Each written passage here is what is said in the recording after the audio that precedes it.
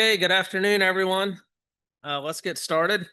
I'm really excited about our speaker today. This is Dr. Ben Freeman from Georgia Tech University. Ben is an assistant professor there. He began his academic journey at McAllister College in St. Paul, Minnesota, where he developed his love of birds. He then moved to Colombia, South America, and was a bird guide for a number of years, which I thought was pretty cool. And then he ended up doing a PhD at Cornell and then a postdoc at the University of British Columbia. So he's doing some really cool, exciting work on how climate change affects bird distributions and tolerance limits. And I'm just excited for him to be here. He's got a number of really great publications and really very impressive journals. So I encourage you to check all those out. So without further ado. Okay, so I wanted to start by asking each of you to think of a species, okay? And so the beauty of biology, so you're thinking of a species right now, right? Your favorite species, could be any species. But the beauty of biology is its diversity. So you're thinking of some feathery stuff. I'm definitely thinking of something feathery, something furry, something with fins. There's probably a lot of marine species that you're thinking about. But I'm going to say something that holds true for each and every species that you're thinking of, which is that your species does not live everywhere on Earth. And if your species lives in the bay out here, it probably doesn't live everywhere in the kind of Atlantic area. If it lives in Alabama terrestrially, it probably doesn't live everywhere in North America. And my point is that species live within restricted geographic ranges. And I find that fascinating. And I mainly study birds that have wings and can move, and yet we see the same thing with birds. Species live in narrow geographic ranges. And pretty much everything that I study comes from the lens of trying to understand why species live in some places, but not others. And a lot of my research, I go to the places that are the hottest biodiversity hotspots on Earth to study these rangelands. Like, really, why do species live here but not here? And you see, this is a map of terrestrial vertebrate species richness. Apologies, I don't have a marine one here. I should have updated. But you can see that there's patterns. Life on Earth is not randomly distributed. So what patterns pop out? Someone yell it out. Where equatorial. You see, there's more species if you move towards the equator. Within the equator, what are the hottest spots? What's Pangea? Yeah. So within the equator, I'm going to argue that you can see topography on this map. And so, for example, up there in Southeast Asia, it's specific. You can see the Himalayas there. They have more species in surrounding flat areas. So the two rules of life on Earth, on land at least, are that you get more species closer to the tropics and you get most species in tropical mountains. And I think of that as a range limit question. Like, why do these species that live in Central America, what prevents them from coming up and living here? Why can't we have the diversity that other places have? And vice versa. And so I go to these tropical mountains and I study these range limits. And the first thing that you notice when you go up and down a mountain slope is a lot of these birds, and recall that they do have wings. They tend to live in pretty narrow elevational zones. And it's true I'm not a botanist, but to me, the forest looks pretty similar below where this bird lives to where the bird lives to above where the bird does not live. It's not like it's not like land versus ocean or coniferous versus deciduous trees or anything like that. And yet we see this over and over. These species and birds are good indicators, but in general, these species in tropical mountains have narrow elevational zones. So why? Why is that? And one answer emphasizes climate. Since von Humboldt went around in Ecuador and kind of came up with the idea of temperature isotherms, like we know that it's warmer at the bottom of the mountain and colder at the top. And so maybe these species live in this Goldilocks zone that's just right for them. Okay, so emphasizing abiotic conditions. But Darwin and other biologists emphasized how competition and interactions between species can shape where they live. And this species is actually one of a sequence of 4 related birds. These are robins that live in Australasia. There's 4 related birds that replace one another. And this is just a pattern. But it kind of suggests that maybe they compete with one another and enforce specialization. They live in the spot where they are the best adapted to and prevent their relatives from living in their spot. And so as a graduate student, I got really excited about some of these fundamental hypotheses about geographic range limits and how species interactions might matter, and kind of like reading the literature and getting really excited about these, and really thinking about these factors that limit range limits. And in this room, you all probably think about stuff like salinity gradients a lot, and things that you can think about this in a different context, but these environmental gradients that species live in a portion of the gradient. And I got really excited about the behavioral component to this, because these are birds that I was thinking about, and I got interested in the angry bird hypothesis, that maybe before I just said, okay, maybe it's competition, like what would be the mechanism of competition? Well, maybe they actually like behaviorally compete with one another and prevent them. And so I went out and struck heroic poses and recorded stuff with my wife Alexa, who's sitting here. And we went out together into the forest, and we would find birds of this one that lives lower down, and we'd play a song of the same species, and it would get furious because it thinks it's an intruder coming to take its territory. And then we'd play the other one, and we'd say, does it get furious as well? Because the angry bird hypothesis would suggest that they fight with one another, and they prevent each other from coming into their territory. And we found that in many cases they did. There was this behavioral dimension of competition that was seemingly a learned response to the presence of a competitor, and perhaps important to explain why they live where they do. So we did experiments for this. And then I did some comparative studies to show that this seems to be something that's structuring entire communities. It's not just one or two species here and there. So I was really excited about how these behavioral interactions and these competitive interactions shape range limits. And then at some point, I kept thinking about this, right? So we're making, humans were making things change on Earth. And one thing that we're doing is we're making it warmer than it used to be. Everywhere is getting warmer. And so it made me think, because I was reading these papers that were saying, what are the consequences of climate change for these super diverse tropical mountain systems? And these consequences were really severe. And so a little bit of my kind of research focus shifted to be like, is my study system going to be around in a while? Like what's happening with the range changes? Because a lot of these species were predicted to change where they live. And so I'm going to talk about these two things today, these range limits and then the range changes. And they're related to one another, but they're a little bit different angle of how you think about these patterns and these processes. Because the prediction for how ranges are supposed to change with climate change is pretty simple. The basic predictions that people make when they come up with papers that talk about vulnerability to climate change and climate change extinctions and stuff, they assume that species need the conditions that they inhabit now. And on a mountain, we see this sort of pattern where some species live lower where it's hot, some species in the middle where it's medium, some species up higher where it's cold.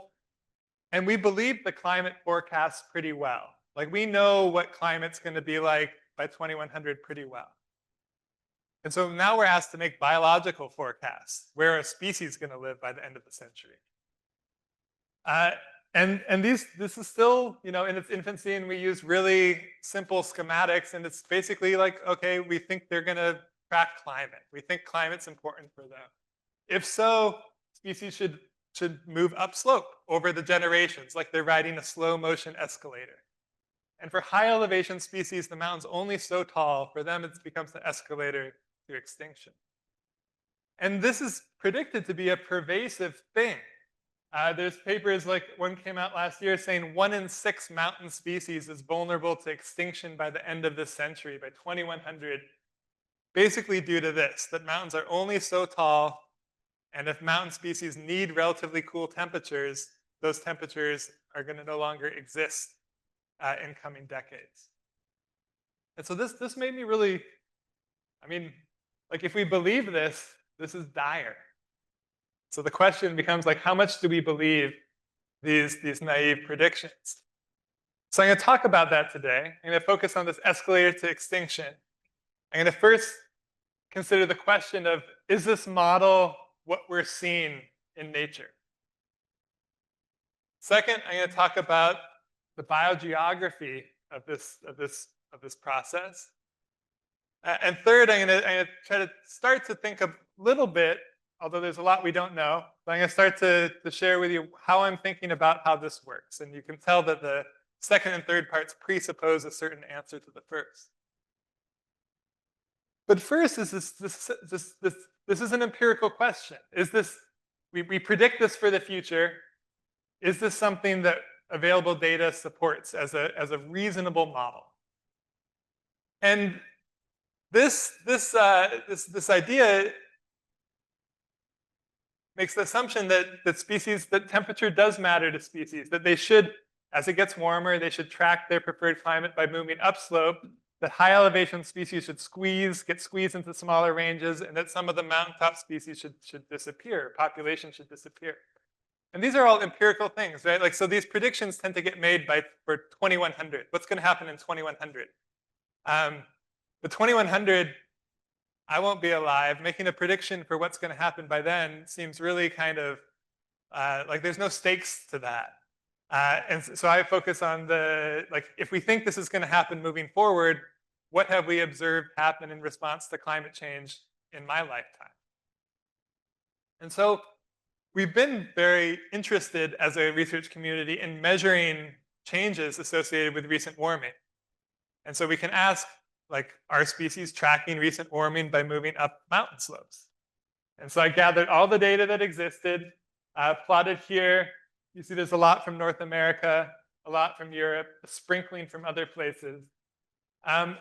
And we calculated this temperature tracking score. So for each community where a bunch of species got measured where they used to live, where they live now, and the amount of warming that's happened in between, we can calculate the temperature tracking score, which is just basically the observed change divided by the expected change. So the expected change is given local warming. So as it gets warmer, the temperature isotherms move up the mountain. Every elevation is warmer than it used to be. And so if species have tracking climate perfectly, they'll have moved up to follow their temperature isotherms, and they're going to have temperature tracking scores around 1. Everywhere is getting warmer on Earth pretty much, so all temperature isotherms are moving up. But imagine that the temperature isotherms are moving up on a mountain, but species are staying exactly where they used to live. Then the observed change is 0 divided by a positive expected change, and you'd get a score of 0. If the community is actually moving downslope, you would get a negative change. So the prediction of the climate tracking hypothesis, this idea that communities are going to track their temperature isotherms, someone tell me what you would predict of where the data is going to fall on this. It's ecology, so it's messy. I see a 1 in the back. Are we on board? So the idea of this climate tracking idea is that they should be, observed shift should equal the expected shift. They should be following, we should see this around 1. And that's not what we see with this data. It is positive in general, although there's plenty of negative communities as well, meaning some communities are moving down as it gets warmer. Tends to be positive, but it's lagging far behind this kind of naive one-to-one correspondence between temperature and where things live. And so actually it means that if the isotherm has moved up 100 meters on the mountain, the species in the community have moved up about 40 meters on average is the kind of the take-home message.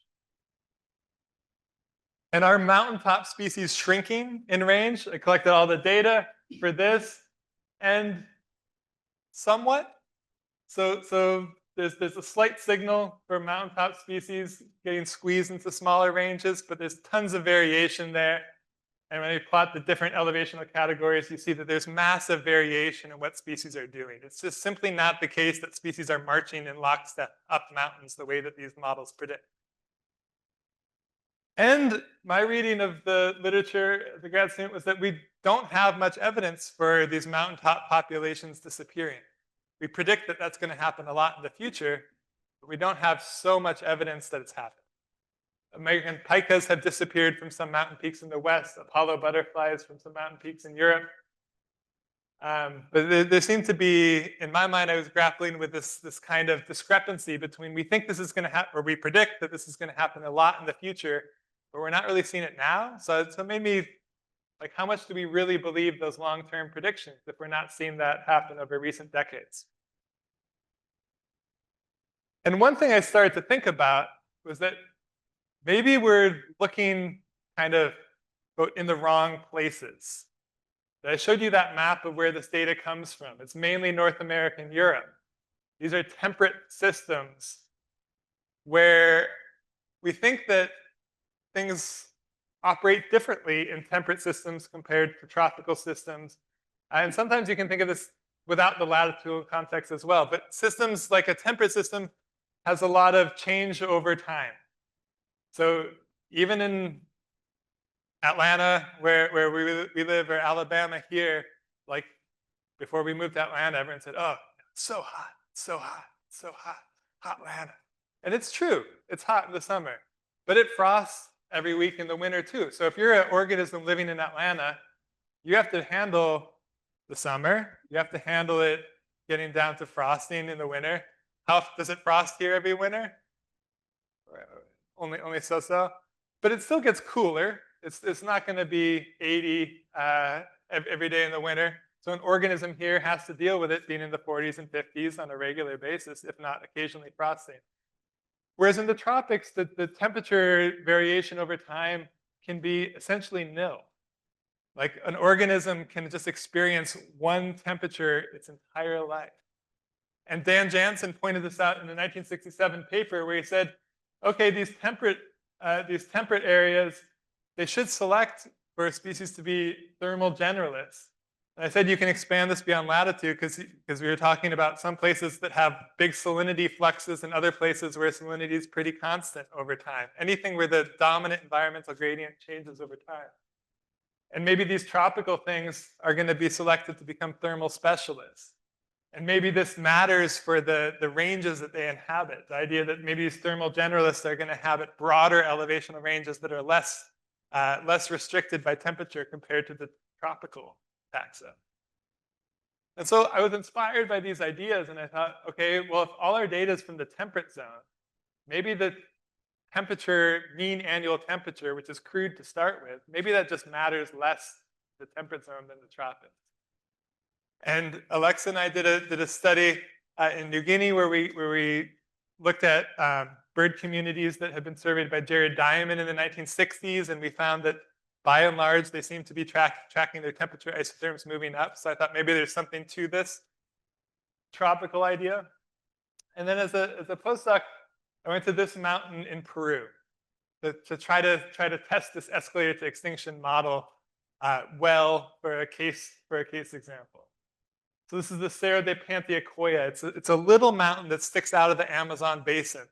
So I don't know if anyone's been to Cusco or Machu Picchu, but if you know anyone who has, they've come to Cusco, which is high up in the Andes. This is like 3,000 meters plus.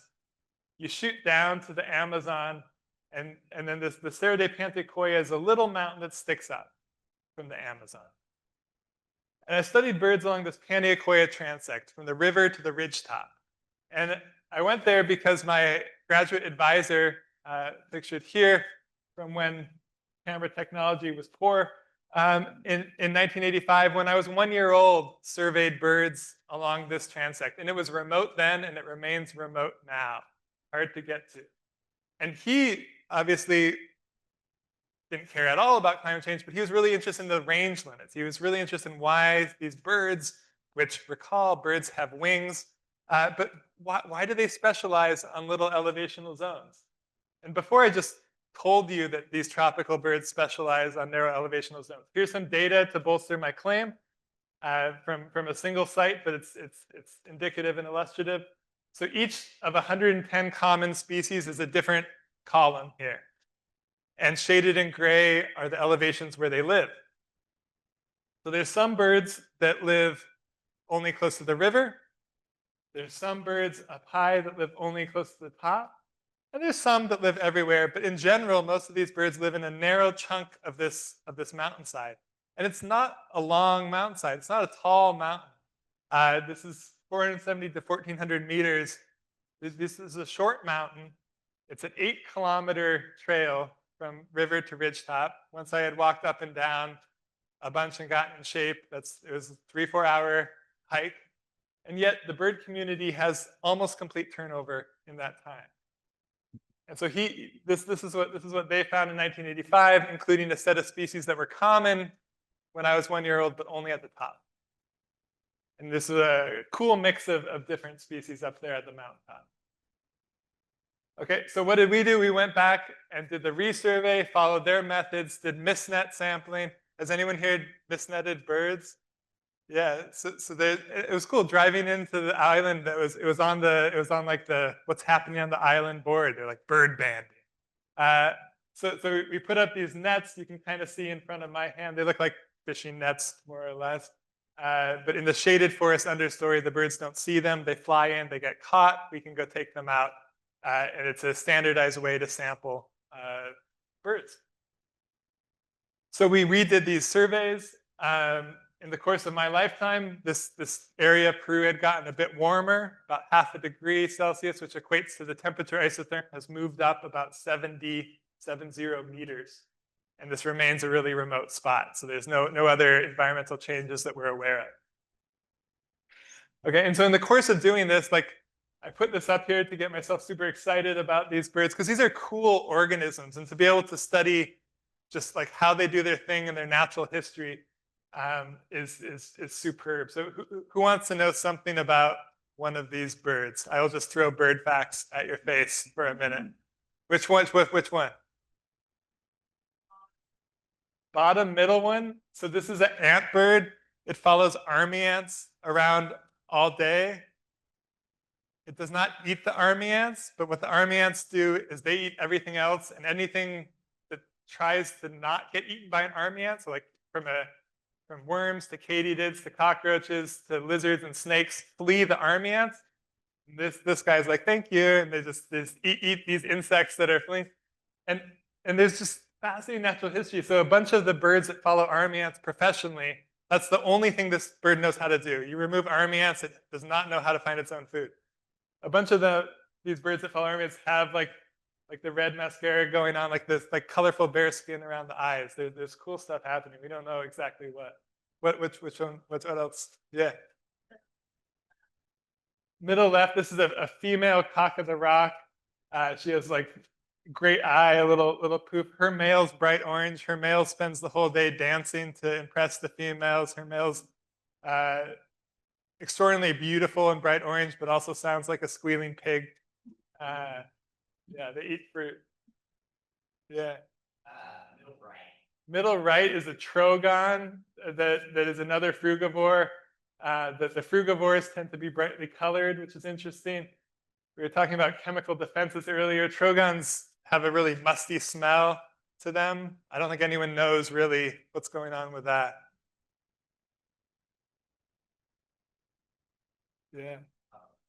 Top left is I love this one. So this is a flycatcher, but with this like super funky little beak. It's called a spadebill, but it's a tiny little bird, and it has very stereotyped foraging that it does.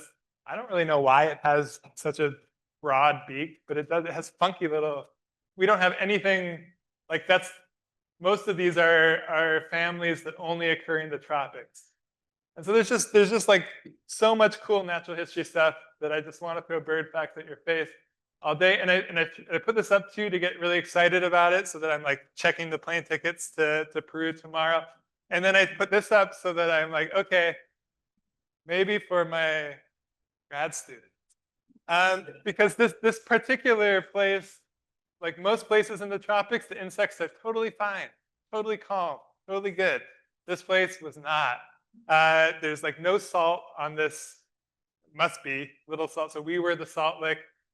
These are stingless bees that would just cover us just constantly. And so it was a tough place to work. And this pictured here is Dave Willard, a member of the original expedition.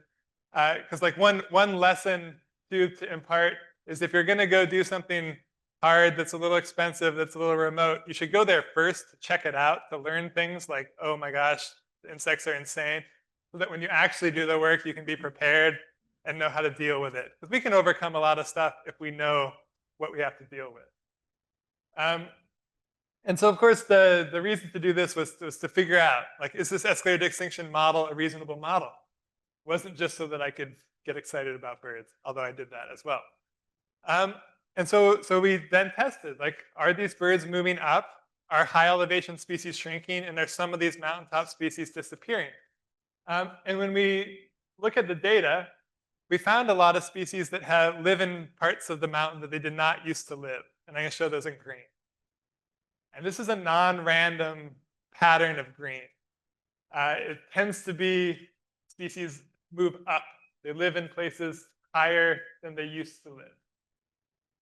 And the same thing for places that species used to live and no longer live in this orange-red. These tend to be at species lower elevational limits. The ones that live on the river seem to still live on the river. But the ones that live higher up seem to be kind of withdrawing up a little bit. So this is broadly consistent with this escalator extinction model. And then when we looked at the kind of range size consequences of mountaintop species shrinking in range, we find a very clear signal. Because, like, the mountain's only so tall, they tend to be shrinking, they tend to be retracting, contracting at the bottom. They're shrinking in range. The mid-elevation species stable. The lowland species tend to be increasing in range size.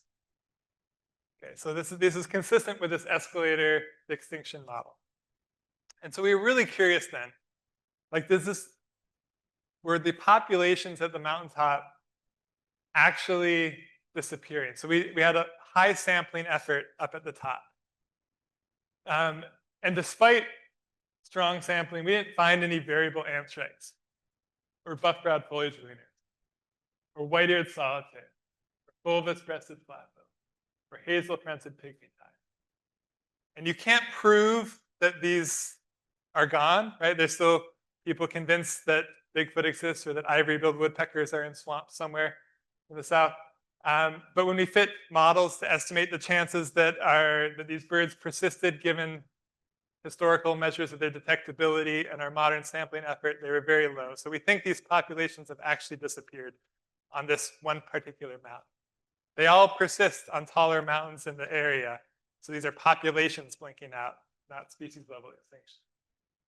But this then became, in one fell swoop, kind of our best evidence for mountaintop extinctions as a thing that is already happening, not just a thing that might happen, predicted to happen in the future.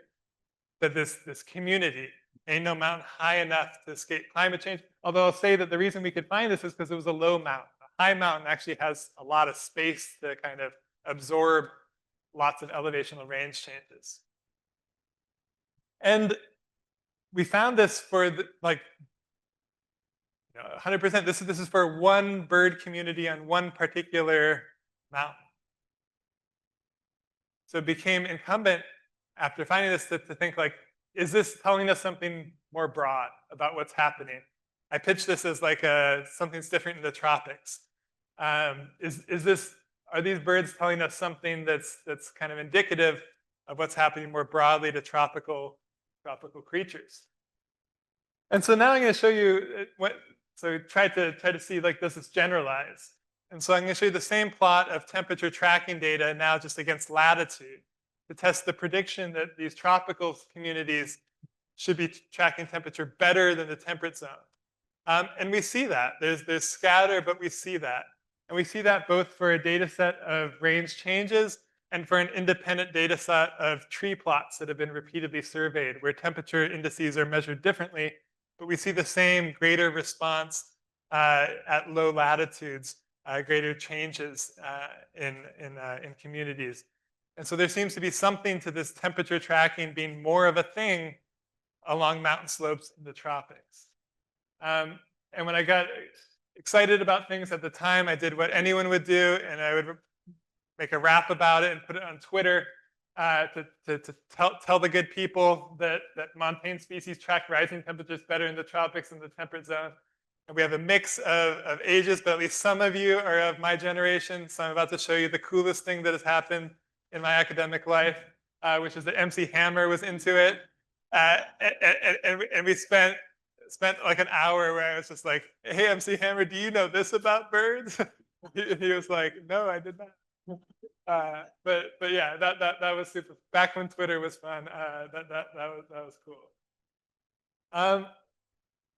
And then we tried to generalize this to kind of in other axes. So thinking about like are tropical species getting squeezed at mountaintops more than temperate zone species? I showed you this before, but if you break this down into tropics and temperate, and this doesn't even include the Paneacoya bird study I just showed you, which would make the signal stronger.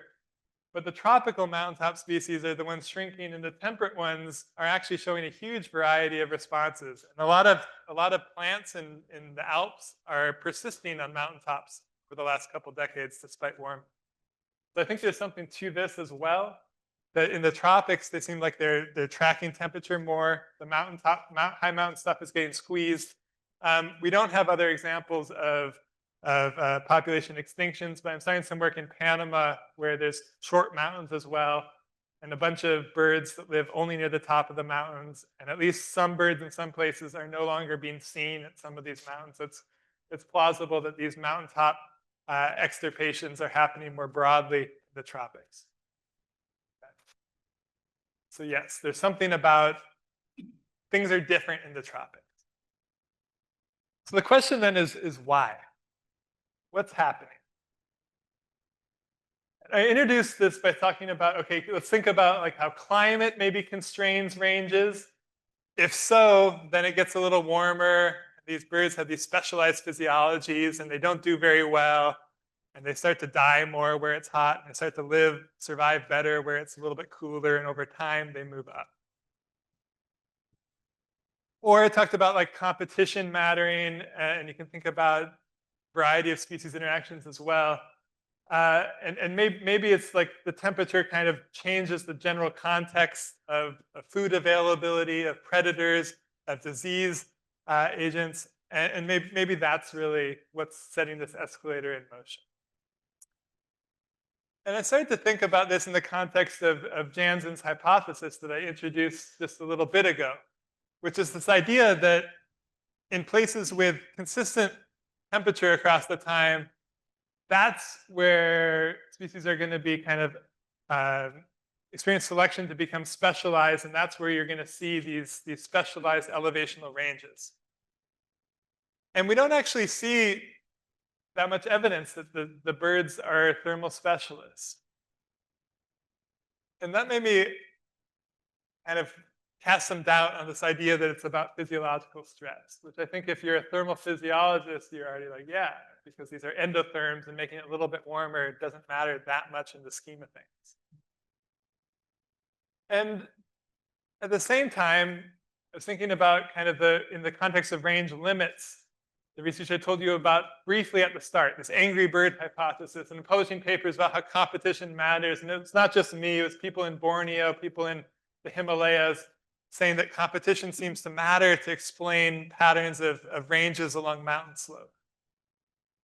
And so it got me thinking about the starting observation of narrow elevational ranges in the tropics, which people had been interpreting as a consequence of thermal specialization associated with low temperature seasonality. But there's another explanation, which is that some places on Earth, for historical reasons, have accumulated a lot of species, and that places with a lot of species experience strong competition, and species then specialize into narrow,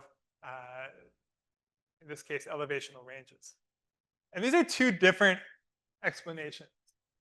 And for a long time, you couldn't parse these apart because people would compare a temperate zone mountain that has few species and high seasonality with a tropical mountain that had lots of species and low seasonality. And you don't know you can't tell which variables associated with the elevational specialization. But I figured out that we could test this now because there's enough data, thanks to the eBird, which is just phenomenal. We can now test this using a comparative approach. I could take 30 plus mountain regions across the globe and look at their species richnesses and their temperature seasonalities. And in particular, it can kind of break apart the importance of these two variables. In particular, there's a set of tropical regions that all have low temperature seasonality, but some have lots of species and some have few. So we can meaningfully, in a comparative context, test the relative importance of these two drivers. And the question then is how to measure species elevational ranges within each of these 30 regions. The answer to all problems is eBird. If you are not having a good day, the answer is eBird. Political things, I don't think is the answer. But for science stuff, there's a lot of questions where we can provide answers with eBird or iNaturalist citizen science data sets are pretty incredible right now. And so I analyzed this database. These are millions of fine-scale records. And what we did was we calculated each species' elevational range. And shown here are two different tanagers from Costa Rica. And these passed the smell test. This is what we know to be true. This one lives only in a narrow zone in the foothills. This one lives in a broader zone in the mountains.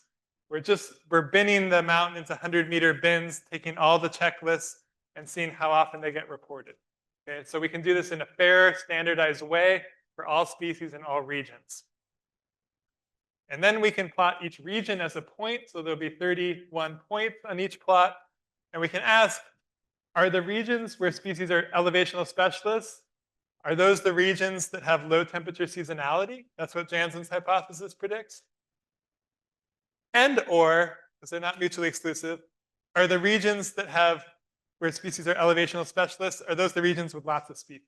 From a model that includes a bunch of covariates that can confound these relationships.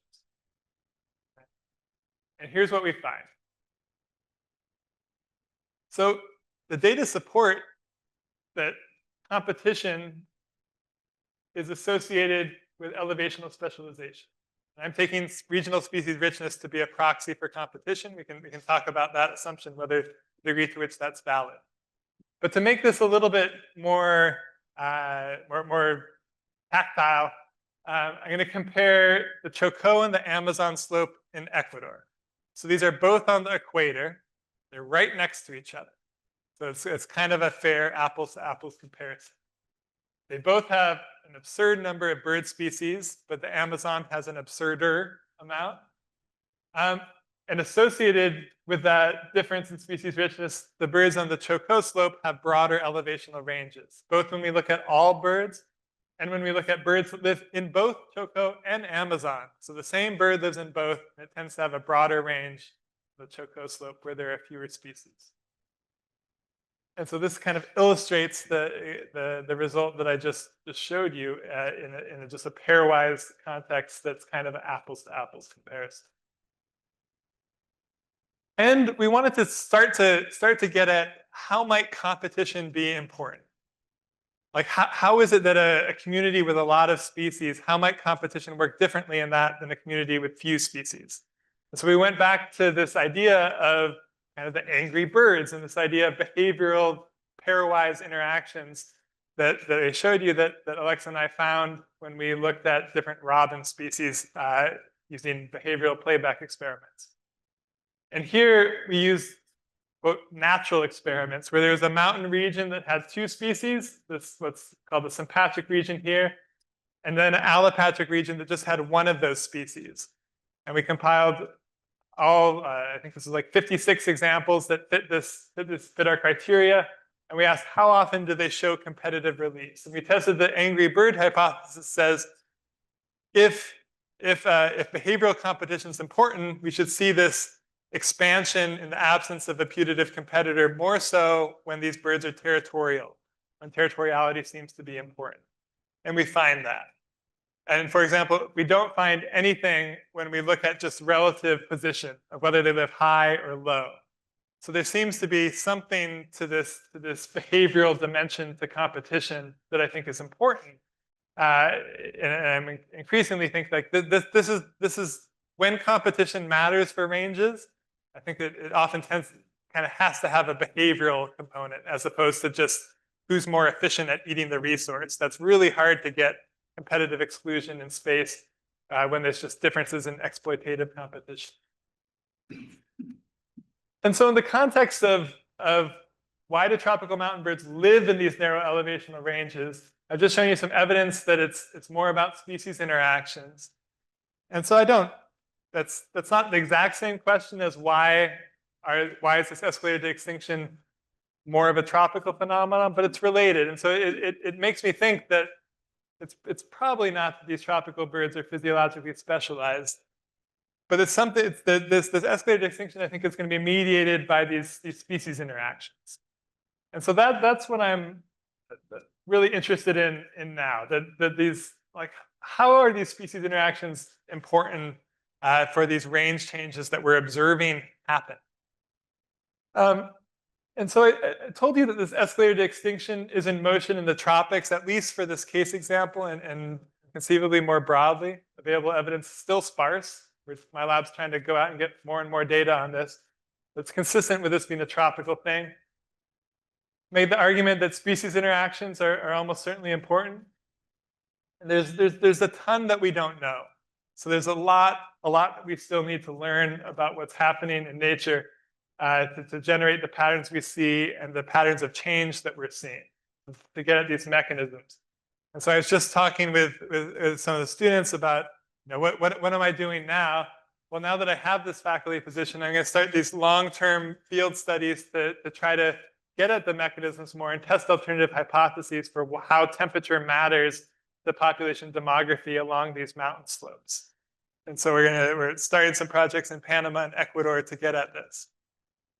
And we also really need to know who's vulnerable to this escalator to extinction, so that we can kind of have an early warning system of which species in which places are vulnerable. And so I'm doing a lot of stuff working with eBird data to see if we can come up with kind of like this early warning system to identify who's vulnerable.